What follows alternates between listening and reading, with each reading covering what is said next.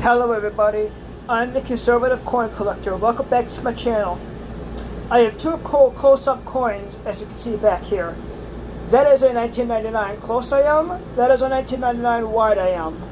Why do I show you the close-up of these two coins? As you can see, the close AM is the A and the M in America are close together, and the wide AM, the A and the M in America are further apart. If you find a close AM, that is 1 cent. If you find a wide AM, in poor condition, it's $200 to $300, and in great condition, that's a $1,000 penny. You will need a jeweler's loupe or a microscope to see it, but if you have that wide AM, that could be a potentially $1,000 penny. Yesterday, I showed you a penny, the wide AM, that is potentially worth $1,000 or more. Today's video, I have a nickel that's worth a little more than that. This nickel right here, you see that nickel? That is a 1913 V nickel. And chances are, you're never going to find one of these in circulation. I'm one of those people that has a more positive spin on coin collecting, but the 1913 V nickel, only 5 were ever minted. Only 5. If you find one, they're worth $5.2 million at a minimum. I just passed 400 subscribers, so thank you for all for subscribing, liking, commenting, and sharing, and doing all that good stuff. Here I have a barber dime, and at the very bottom of it, you see an S mint mark. If this is the reverse or the tails. If the front or the head of the barber dime says 1894, you have an 1894 S barber dime. And there is something significant about those. There were only 720,000 minted, and in the right condition, these barber dimes can be $2 million. $2 million for a humble 10-cent piece. That is crazy. The coin I have right here is called the Fujio cent. It was the first coin ever minted in America. It was first minted in 1793, and 11,317 of these copper pieces were minted. And as you can see, they have the logo down there, mind your business, which I found quite hilarious. When these coins are first minted, they were made out of 100% copper and were only worth a penny. Nowadays, if you find one of them that's actually real, they can be about $3,500 for a penny, which I find pretty cool. This is the coin that started the Fujio cent. You don't really see half dollars in circulation anymore. They're common, you could spend them, but you don't really see them anymore. And you can hunt them, but they're almost impossible to find anything. If you find this particular half dollar, the 1794 and 95 flowing hair half dollar, if you find one and it's real, you struck gold in the half dollar circuit. There are 150 to 200 estimated survivors of these left, and if you find one in circulation, in good condition, they'll run you about $4,000 to $3,000, and in the best possible circulation, they would run you about $1,350,000. We call coins legal tender. This particular coin is not legal tender, as you can see. It's a crime to own the 1933 $20 gold piece. Why is it a crime to own this piece? Because it was never officially released to the public. There is one exception of somebody buying this coin and putting it in their private collection. But other than that one exception, Johnny Q public cannot own this coin. It is and this here is a 3-legged buffalo nickel. Buffalo nickels, like buffaloes in real life, are supposed to have 4 legs. But how did this 3-legged era come about? There was a couple of dies that had clashed together in the mint, and a mint worker wanted to polish off some of the damage and some of the error, but he polished a little too vigorously, hence getting rid of one of the buffalo's front legs. In average condition, one of these nickels can be from $350 to $1,900.50. But at auction, one of these sold for as much as, I think it was like $110,000. So if you have one of these, you'll have gold on your hands. This here is a peace dollar, and it's a coin that's popular to collect among numismatists. But the 1925 S-piece dollar is among one of the rarer pieces and one of the more sought-after pieces. They were not well struck in the San Francisco mart, and there's a lack of detail on the hair. There were just over 1.6 million of these minted, which makes them super rare. Under 10 million is a super rare coin. In average condition, kind of like all piece dollars, this 25, as you can see here, will run you about $25 to $30. But in the right condition, this coin could be from anywhere between $115,000 to $31,000. You see this penny here? It looks like an ordinary penny, but I can assure you it's anything other than ordinary. This penny here was minted in 1943, and you might be thinking to yourself that all 1943 pennies were minted from steel because copper was rationed during World War II. This penny is not copper, nor is it steel. It is bronze. In 1943, the U.S. Mint accidentally minted 15 pennies out of bronze. And if you come across one of these in uncirculated condition, it could run you about $400,000 plus. But at auction, one of these pennies sold for over $1 million. That's right, $1 million for one penny. You see this coin above me? No, you're not seeing double. This is a coin you need to look out for. The 1955 double die penny. How a coin becomes a double die is it gets stamped, and it's an error where the coin gets turned a little bit to the side and stamped again, making it look like it's double. In average condition, this coin's worth about $1,000. But in uncirculated condition, this can run you about $17,000 to $18,000. There's also a poor man's double die, and that'll bring you a couple bucks, but it's not anywhere near as valuable as this particular coin. You see that note above me? How it has a star? That is called the star note. And you may have seen star notes in dollar bills before, but what exactly is a star note? How this happened is quality control finds defective notes in the printing process of a serial number. It maybe was overprinted or something like that happened, and they are taken out and replaced with another banknote printed specifically for this purpose. And so the exact number of banknotes being printed stays the same.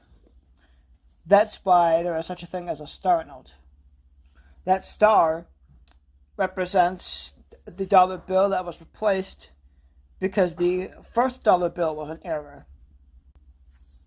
Pretty cool. And I have a very close-up image of a 1950 quarter.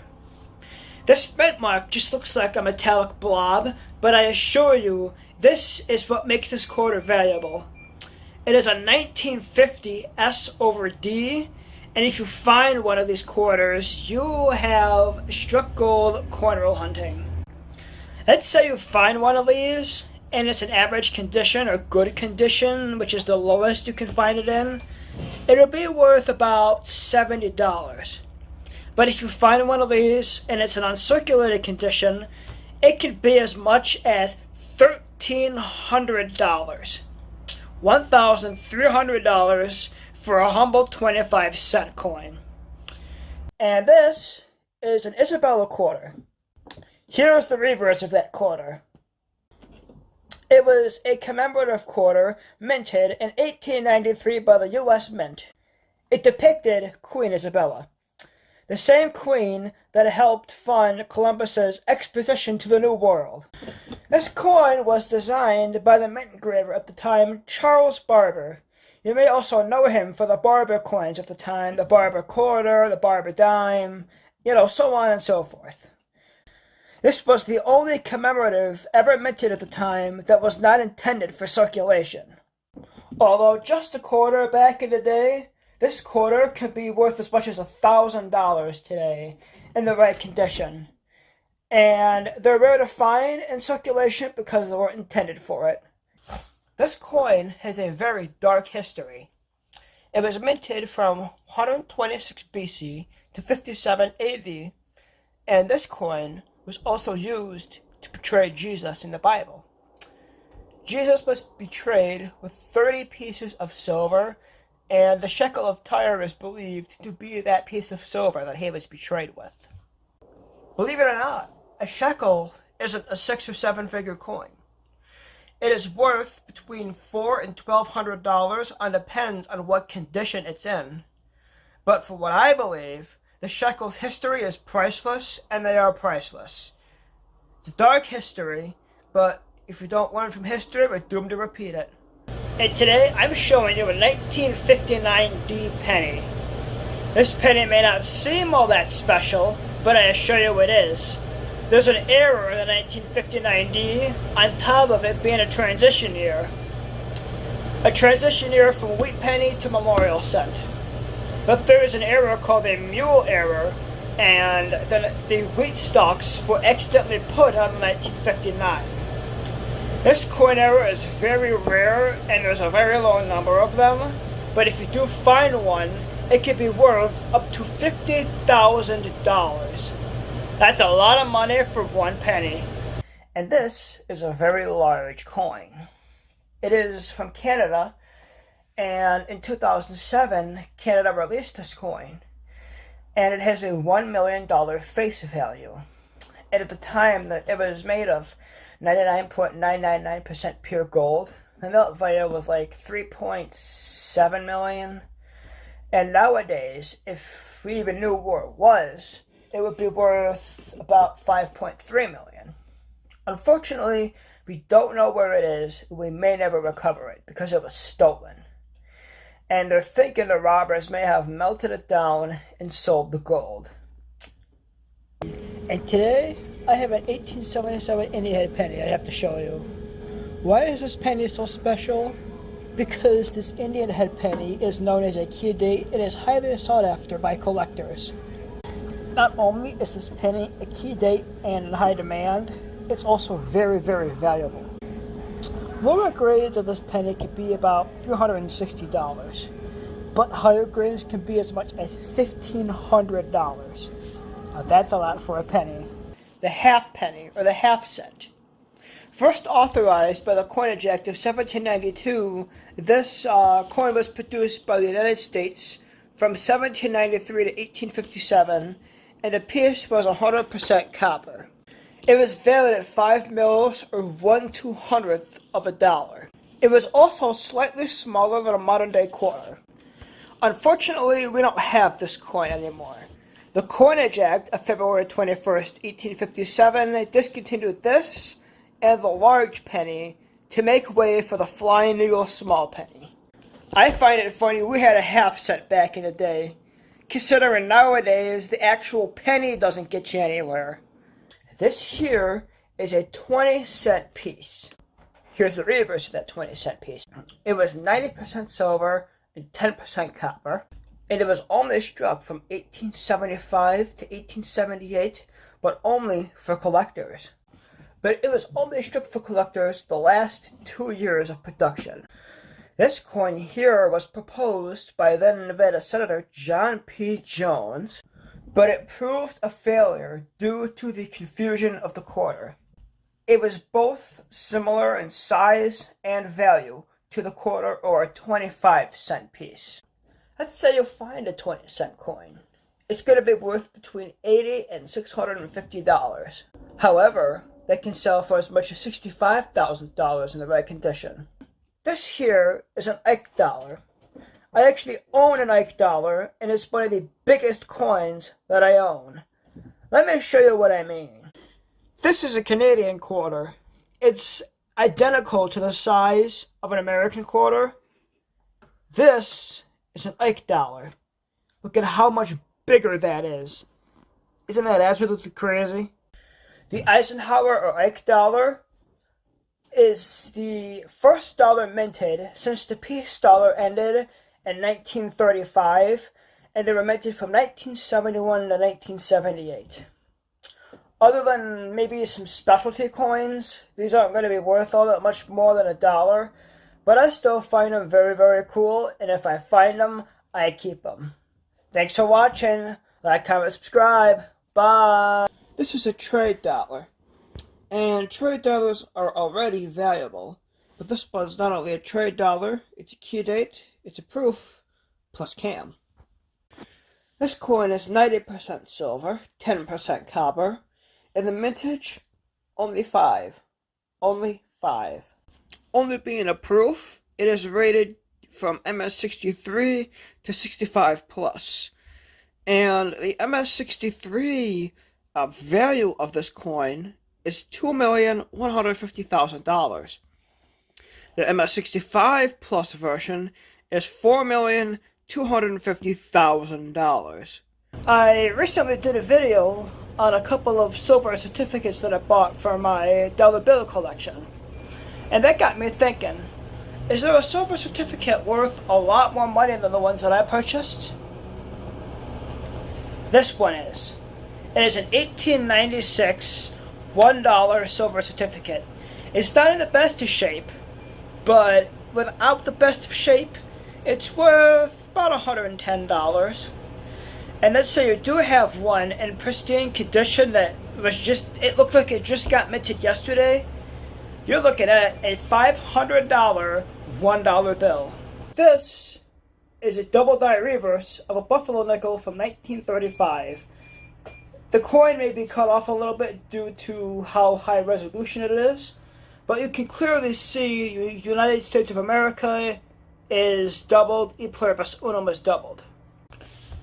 A coin can be doubled in various extremes, but how a coin is doubled is the machine stamps it, and the coin gets turned a little bit, and the machine stamps it again.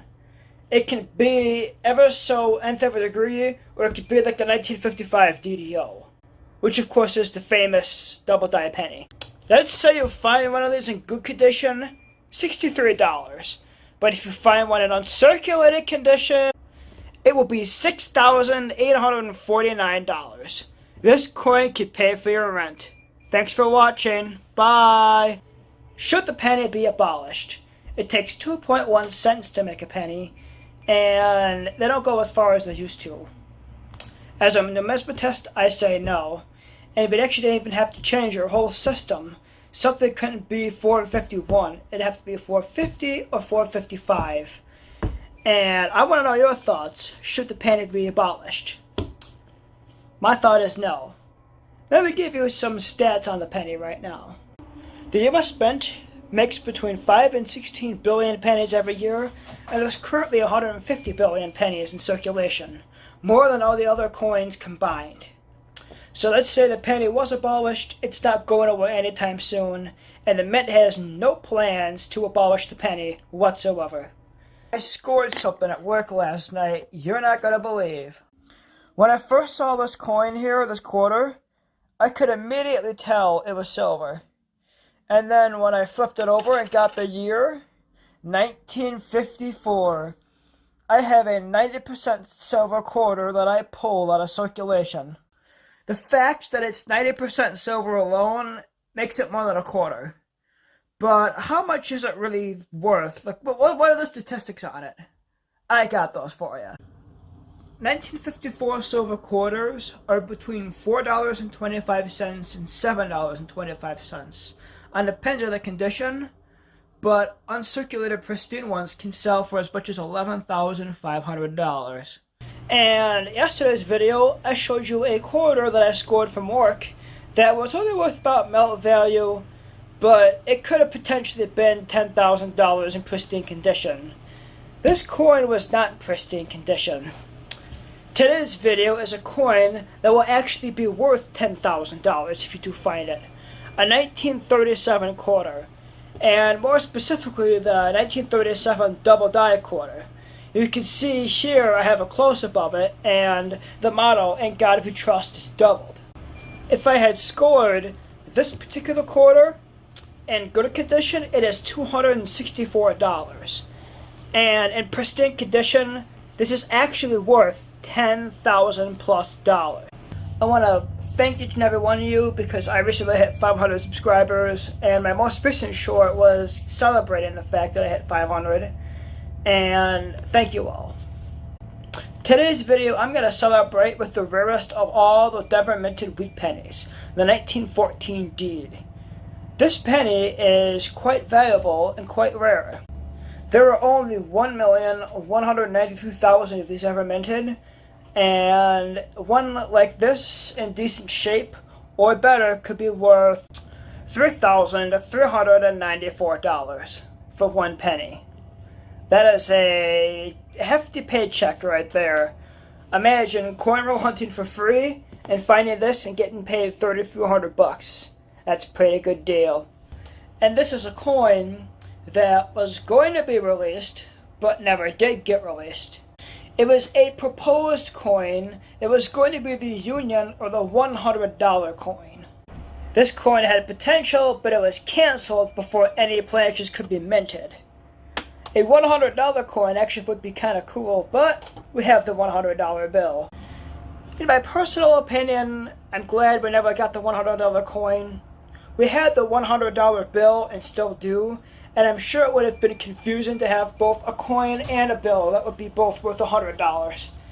But it was 1876, and who knows what the politics were at the time. So, and this here is a coin that's not from America.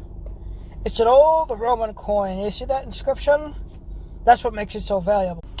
On the face of the coin, it features Marcus Brutus, who was once an ally of Julius Caesar. He was also involved in the stabbing of Julius Caesar. He was one of a couple of people that murdered him in 44 BC. Brutus had these coins minted in silver and gold. Now, there's a lot of history behind this coin, but how much is it worth? This Eidmar coin is worth $4.2 million. That's a lot of nuts. This coin looks a little blurry, but it's the only image I could find of a 1969 S DDO penny, double die obverse. Now, the 1969 penny regularly isn't worth all that much, but let's say you do find a DDO. At minimum, it would be worth about $44,000. And at maximum, it is over $100,000 for one penny. And finding it'll be pretty easy. It's pretty clearly doubled. I couldn't find a clear image. This is the only image I could find of one that could actually fit on the screen, so it's a little blurry. But if you find one, you know. If you find one and you have it, you would know. And this is a 1936 penny from Canada. Notice there's a little dot underneath it. The 1936 Canadian penny is not really worth all that much, but the dot penny is worth a lot. There are only 3 or 4 ever known or ever to be minted of the 1936 Canadian dot penny, and how much is it worth value-wise? From what I've seen online through various auctions, they can sell between $253,000 and over $400,000 for one penny. Now that is crazy. My one coin collecting buddy had a Canadian penny book, and the one for the dot was filled in because it's so rare. This is the close-up of a 1999 P quarter. And you see the line by the horse's mouth? That is a die crack. This is an era known as the spitting horse quarter. And let's say you do find one of these quarters in circulation, which you can find them. They are actually one of the more common errors you can find. How much would it be worth? Let's say you do find one of these. The die crack on some are wider and more prevalent than others, but you'll be looking at between $5 and $20 for one of these spitting horse quarters, which isn't the most valuable coin I've covered on my channel, but that's because this one's quite common. If you find this one, you either have a $5 quarter or a $20 quarter, which is very valuable. Today's coin I bring you is older than everyone you love combined. It's older than America, heck, even older than ancient Rome. It's the Lydian lion. It's the world's oldest coin. The Lydian lion here is over 2,700 years old. It was minted from 610 to about 560 BC by the Aliads of Lydia. However, being the first coin, it did take some time for it to go off to be traded. But when they eventually did get used for commerce and trade, history was born. If you want to see a Lydian lion yourself, you're going to have to go to the British Museum. They have one for you to look at. Today's video, I'm bringing you not a specific coin era, but a whole variety of them, called the blank planchet. As you can see right here, this is what's called a blank planchet. This one belonged to a dime. And what happens is the huge sheets of metal that go through the machine get stamped, but they don't get stamped with their details. Some of them could be as small as this dime, or as big as what could have been this Ike dollar. Blank planchets will vary in value, and depends if they're clad or silver, or on depends on what they're made of. On an average, I would say they'd be between $2 and $8. But if you find a blank planchet that was going to be a presidential dollar or a Sacagawea dollar, it could be worth $12 to $15. These are two close-ups of two 1992 pennies. The top one is a regular penny, and the bottom one is a close AM penny. Now, I recommend you watch out for the close AM penny. The close AM is an error. It was supposed to be for the next year penny, 1993, but it was accidentally struck on the 1992 Denver or D penny. It is currently the only Lincoln Memorial penny in the entire penny set that has a transitional error like that is visible to the naked eye. Every other error you have to use a microscope for. Originally discovered in December 2001, this penny is worth $11,359. Hello everybody, I'm at work in my footy pajamas. That's because we're having a Halloween party today. But that's not why I'm making a video. I'm going to show you the Isabella quarter. It's a commemorative quarter that was made in 1893, and at the request of the Board of Lady Managers, this quarter was minted. It features Queen Isabella I of Castile, who funded Columbus's voyage across the ocean blue in 1492. Being a commemorative, only 40,000 of these were ever minted. And it depends on what grade you get these in. This could be a $1,000 commemorative quarter, being that only 40,000 were minted and they were only minted in 1893. And being that was a while ago, these coins are only getting older and more rare. Thanks for watching. Like, comment, subscribe. Bye. And this is a 1949S Benjamin Franklin half dollar. It's a key date, and it's one of the more valuable half dollars you could ever find. Not to mention, it's 90% silver. One in circulated condition like this, and depends how circulated it is, the lowest you could get for it is $9.50. But the highest you could get for it is $45. But let's say you have a shiny brand new one that looks just like it could be a proof. How much is that going to be? In the right condition, this key date could be $15,500. This is a close-up of a $2 bill from 1917. And this $2 bill is worth a pretty penny. In fact, any dollar bill printed between 1862 and 1917 is worth a lot of money. They're valued at around $1,000. Some $2 bills from 1890 can be $4,000, and some of them can be as high as $5,000 for what was once just $2. Crazy. Along with these very old $2 bills, I also recommend you look for $2 bill star notes, because just like every other star note out there, it's worth a couple of bucks if it's a fancy serial number star note. But also keep in mind, some of them are really worth face. And if you're like me, you're wondering who the heck is on the brand new quarter this year, well, I have an answer for you. The lady on the quarter this year is Hovita Yadar. And why is she on the quarter this year? Born September 7th, 1886 in Laredo, Texas. The reason she is on the quarter is because she was an organizer, writer, and advocate of Mexican-American women's rights. She was also an early civil rights defender, and she fought against lynching and several other forms of all these racial violence. And she fought for better educational opportunities for children and gender equity. And she also fought for labor rights for women as well. She passed away June 15th, 1946 at age 60, and her legacy lives on. Thank you for... Hello everybody. Thank you so much for watching my compilation video. This is 40 of my shorts I have uploaded since August. I didn't have time to download and edit every short, but this is 40 of them that are of top quality and some of my favorites. Thank you so much for watching. I'm going to have probably thousands of more shorts coming your way on top of all the other videos I have planned. So, well, don't forget to like, comment, subscribe, and share. And until next time, I'm signing off. So long, YouTube.